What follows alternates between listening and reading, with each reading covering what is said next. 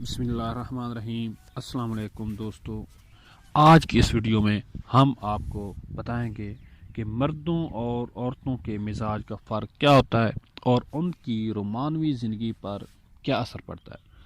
جی ہاں دوستو، ویڈیو کو سٹارٹ کرنے سے پہلے آپ سے ریکویسٹ ہے کہ ہمارے اس چینل کو سبسکرائب کریں، لائک کریں اور دوستوں کے ساتھ شیئر کریں تاکہ آپ کو زیادہ سے زیادہ ہم آپ کی پسندیدہ ویڈیو آپ تک پہنچاتے رہیں۔ تو جی ہاں دوستو، مردوں اور عورتوں کے مزاجوں کا فرق ان کی رومانوی زندگی پر بھی اثر ڈالتا ہے، حتیٰ کہ ان کے موڈ میں آنے کا وقت بھی ایک دوسرے سے زمین آسمان کی دوری پر ہے۔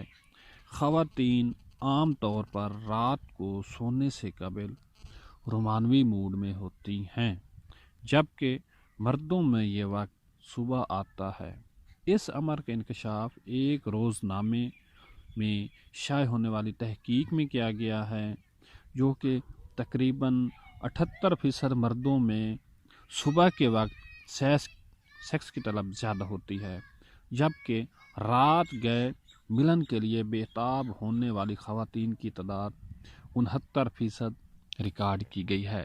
تو اس کا مطلب ہے کہ مردوں میں اس چیز کی طلب صبح کے وقت زیادہ ہوتی ہے اور عورتوں میں پچھلی رات یعنی رات گئے یا آدھی رات کے بعد اس کی طلب بڑھ جاتی ہے۔